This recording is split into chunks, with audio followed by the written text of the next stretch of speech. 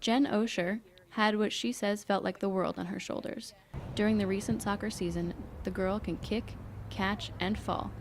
But the West Hill girls soccer team fell short in the FCIAC finals, placing second, losing to Greenwich. Yeah, we were coming off of two really strong wins. We played two really good teams and we won in PKs in both of them. So we were really pumped to go into it. It felt a lot like states from the previous year because we'd never been there. West Hill had never even gotten past the first round of FCACs. So going into it, we were just excited to be there. And then playing Greenwich, who we've tied for the past 2 years, we were really excited. It was going to be a good game. They're a great team, so we were excited. And when the state championship came, the team placed second to Shelton. Not quite as good as last year when they started out as underdogs but ended up on top as the Connecticut state champs. Osher explains that win or lose, the life lessons you learn on the field are invaluable. Lessons like teamwork and staying positive. But for goalies in particular, there are a few lessons she holds especially dear. Just being back there, being kind of the rock of the team. Like, I learned that no matter, even if I let in 5 goals, if I let in 1, let in 5, I have to just get over it. Because I can't just sit there and think about what I could have done better, what I could have changed, because their team's going to be coming back at me. There are going to be more shots, and it's just taught me that, like in life, I have to do the same thing. I can't dwell over my mistakes or what I could have done better. I got to move on. Though soccer season has ended, Osher's drive is far from slowing down.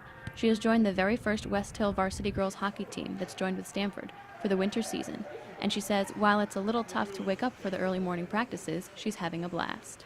It's been fun. It's definitely a different experience than soccer. I've been playing soccer since I was like 5, and I ice skated when I was younger, but I'd never stepped onto the ice really. So being on this team, there's not as much pressure really, but it's a lot more work than I thought I'd have to do.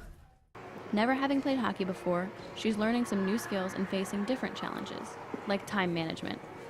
I guess I didn't ever know how to stop on ice, and I learned after our first game, which was slightly a problem. I've had to learn how to like get myself up for my own benefit, not for school, but it's for something that I want to do.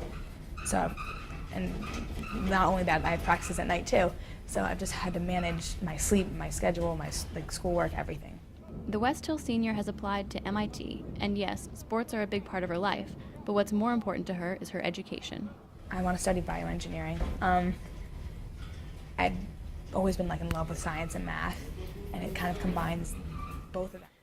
She says she's already made the soccer team at MIT and is waiting for the academic decision.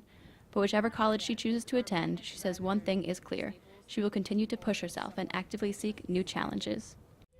I guess winning, it's going to sound silly because everything in my life goes back to soccer, but winning states last year really opened all of our eyes to the fact that we can do anything if we really want it. And like, realizing that we could win states and come back and try and do it again made me realize that even if I've gotten shut down from things that I've wanted, if I keep going, in the end, I'll get everything I want, because obviously that's not realistic, but I'll get further than if I just stop.